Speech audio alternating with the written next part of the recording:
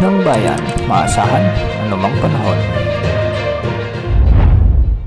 Magandang araw po sa ating lahat, narito ng update sa lagay ng ating panahon ngayong araw ng Sabado, October 26, 2024. Sa ngayon nga ay dalawang bagyo ang ating minomonitor sa magkabilang panig ng labas ng ating area of responsibility.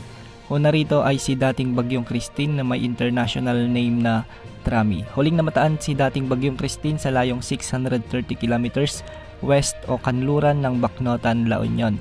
Taglay pa rin itong lakas ng hangin na umaabot sa 95 kilometers per hour malapit sa gitna at pagbugsong umaabot sa 115 kilometers per hour.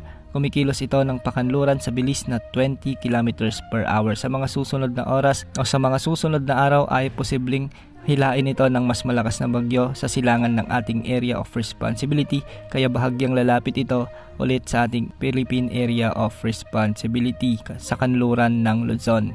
Ngunit hindi naman ito nakikitang tatama muli sa mga kalupaan ng ating bansa. Samantala, ang isa pang bagyo sa labas ng ating Area of Responsibility na may international name na Kongray ay huling namatan ng Pag-asa sa layong 1,825 kilometers silangan ng Central Luzon.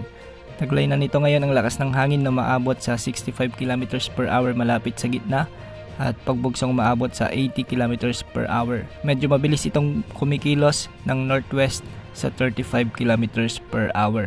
Base sa latest forecast track ng Pag-asa, posibleng mamayang gabi ay papasok na ito ng ating area of responsibility at tatawagin itong bagyong Leon ng Pag-asa.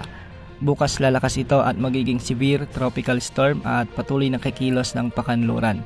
Pagsapit naman ng Lunes ay bahagya itong kikilos ng hilagang kanluran at mas lalakas pa ito bilang typhoon category. Sa ngayon, hindi naman ito nakikitang tatama sa anumang bahagi ng ating bansa, ngunit dahil sa nakikita natin na may cone of probability, posibleng mas lumapit pa ito sa ating bansa at makaapekto ang outer rain bands nito sa silangang bahagi ng Northern Luzon. Posible rin na mas tumaas o kumanan ang kilos nito at hindi na masyado makakaapekto ang outer rain bands nito sa ating bansa.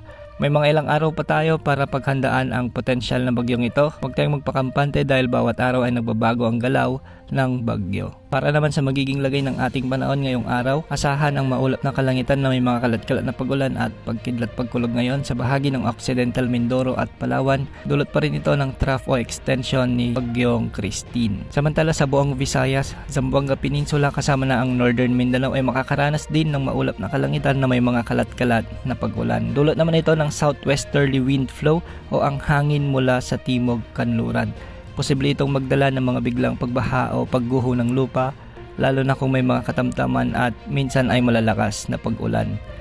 Samantala sa Metro Manila at nalalabing bahagi ng bansa ay makakaranas naman ang mga ito ng mga localized thunderstorms, lalo na pagsapit ng hapon o gabi. Hindi rin inalis ang posibilidad ng mga biglang pagbaha o pagguho ng lupa.